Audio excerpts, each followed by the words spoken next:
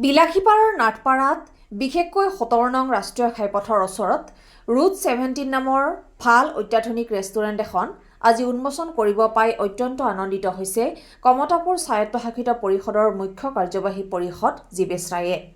উল্লেখ্য যে বিলাসীপাৰাবাসীৰ দীৰ্ঘদিনীয়া যি অভাৱ সেয়া আজি পূৰ্ণ হ'ল বুলি অনুভৱ হৈছে মুখ্য কাৰ্যবাহী পৰিষদগৰাকীৰ। ৰুট 17 ৰেষ্টুৰেণ্টখন এয়া এক অত্যাধুনিকভাৱে বনোৱা হৈছে বুলি সংবাদ মাধ্যমক অৱগত কৰে। ইয়াৰ উপৰিও একাপ ভাল চাহ আৰু একাপ কফি, ভাল এসাঁজ আহাৰ খোৱাৰ কাৰণে ৰুট 17 ৰেষ্টুৰেণ্টখনত সুন্দৰ ব্যৱস্থাপনা আছে। লগতে এয়া এক নিৰ্জন পৰিৱেশ বুলি দৃষ্টি আকৰ্ষণ হৈছে মুখ্য কাৰ্যবাহী পৰিষদগৰাকীৰ। ৰুট 17 ৰেষ্টুৰেণ্টখনত ল'ৰা-ছোৱালীৰ খেল-ধেমালিৰ পৰা আৰম্ভ কৰি অত্যাধুনিক সা-সুবিধা দেখা পাই কমতাপুৰ স্বায়ত্তশাসিত পৰিষদৰ মুখ্য কাৰ্যবাহী পৰিষদ জীৱেশ ৰায়ে অত্যন্ত আনন্দিত হোৱা পৰিলক্ষিত হৈছে। দুগৰাকী স্থানীয় উদ্যমী যুৱক, এগৰাকী হ'ল মিথুন চক্ৰৱৰ্তী আৰু আন এগৰাকী হ'ল সঞ্জিত নাথৰ উদ্যোগত বিলাসীপাৰাৰ নাটপাৰাত আজি ৰুট 17 শুভ উন্মোচন হোৱাত দুগৰাকী উদ্যমী যুৱকক অভিনন্দন জ্ঞাপন কৰে কমতাপুৰ স্বায়ত্তশাসিত পৰিষদৰ মুখ্য কাৰ্যবাহী পৰিষদ জীৱেশ ৰায়ে।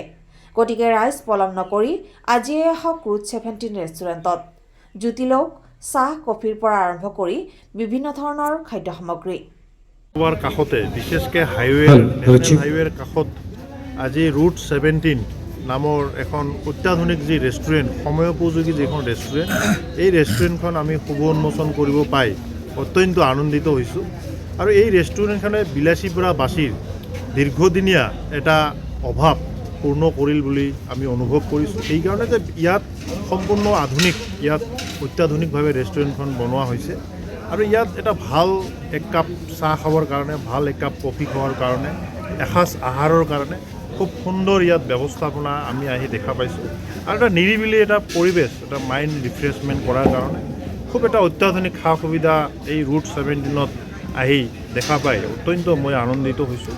আৰু ৰেষ্টুৰেণ্টখন ইয়াত দুজন স্থানীয় উদ্যমী যুৱক, ক্ৰমে আমাৰ সঞ্জিত নাথ ডাঙৰীয়া আৰু মোৰ ভাতৃপতি মিথুন চক্ৰৱৰ্তী ডাঙৰীয়া যি প্ৰচেষ্টা, এই প্ৰচেষ্টাক মই সঁচাকৈ বহুত শলাগ লৈছোঁ আৰু দুয়োজনকো অভিনন্দন দিছোঁ। এই ৰেষ্টুৰেণ্টখন কেৱল মাত্ৰ ৰেষ্টুৰেণ্ট হয় আমাৰ কাৰণে নহয়, ইয়াৰ জৰিয়তে এই যে দুই আমাৰ উদ্যমী যুৱক মিথুন চক্ৰৱৰ্তী আৰু আমাৰ সঞ্জিত নাথ ডাঙৰীয়া, এই প্ৰচেষ্টা মই এইকাৰণে শলাগ লৈছোঁ যে বৰ্তমানৰ পৰিৱেশ পৰিস্থিতিত আত্মনিৰ্ভৰশীলতাৰ কাৰণে আমাৰ মাননীয় মুখ্যমন্ত্ৰী মহোদয়, দেশৰ প্ৰধানমন্ত্ৰী ডাঙৰীয়াই যি আহ্বান জনাইছিল, আজি এই ক্ষেত্ৰত দেখা গৈছে যে দুয়োজনে শিক্ষিত যুৱক এই ক্ষেত্ৰত আত্মনিৰ্ভৰশীলৰো এক সুন্দৰ নিদৰ্শন দাঙি ধৰিছে। তাৰ কাৰণে মই দুয়োজনকে পুনৰ বহুত ধন্যবাদ আৰু মই অভিনন্দন জ্ঞাপন কৰিছোঁ। ধন্যবাদ।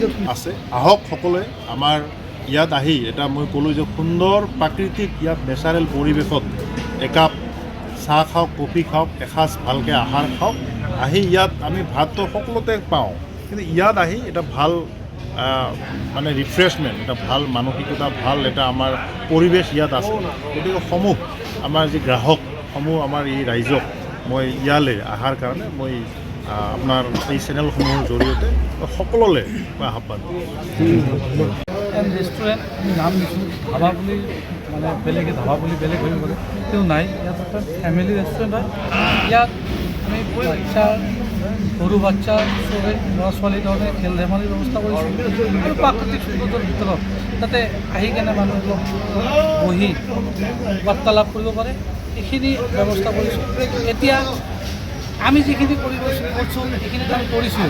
এতিয়া যিখিনি চাবলৈ যিকেইজন মানুহ আহিছে বা মই মাতিছোঁ মোৰ বন্ধু বান্ধৱ, সিহঁতৰ পৰা অকণমান লগ যে কেনেকুৱা হৈছে, কেনেকুৱা লাগিছে, সিহঁতে ক'ব পাৰিব যে বস্তুটো কেনেকুৱা হৈছে।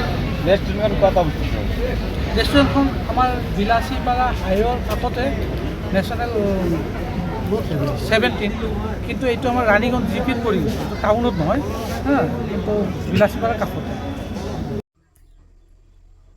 বিলাসীপাৰাৰ পৰা নুৰুদ্দিনৰ ৰিপৰ্ট, আছাম ৰিপৰ্টছ লাইভ।